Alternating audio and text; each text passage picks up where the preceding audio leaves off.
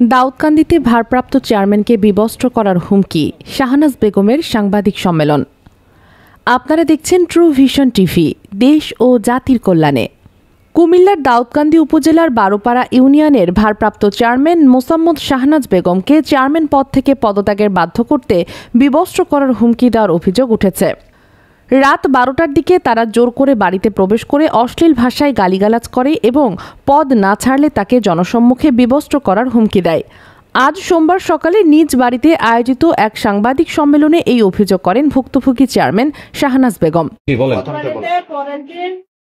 8 তারিখ তখন রাত 12টায় 100 শতাধিক লোক আইসা আমার বাড়িতে আমারে অনেক টান্না বয় ভিত্তিক অনেক দেখাইয়া তারপরে হুমকি দামকি আমার ছেলেরে মায়েরা ফেলবো, আমার স্বামীরও হুমকি দামকি, আমারও হুমকি দামকি, আমি যদি পদত্যাগ না করি আমারে। তিনি আরও জানান, তার পদত্যাগে অনীহার কারণে তার বিরুদ্ধে ষড়যন্ত্রমূলকভাবে 2টি হত্যা মামলা দায়ের করা হয়েছে। পাশাপাশি বহিরাগত লোকজন দিয়ে তার বিরুদ্ধে বিক্ষোভ ও মানববন্ধনও করানো হয়েছে। সংবাদ সম্মেলনে তিনি প্রশাসনের কাছে নিরাপত্তা ও ন্যায় বিচারের দাবি জানান।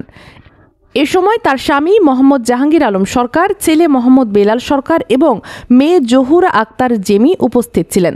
ঘটনাটি নিয়ে এলাকায় চরম উত্তেজনা ও উদ্বেগ বিরাজ করছে। ভুক্তভোগী পরিবারের নিরাপত্তা নিশ্চিত করতে প্রশাসনের হস্তক্ষেপ কামনা করছেন স্থানীয়রা। ট্রু ভিশন টিভি, দাউদকান্দি থেকে মোহাম্মদ শরীফুল ইসলামের রিপোর্ট।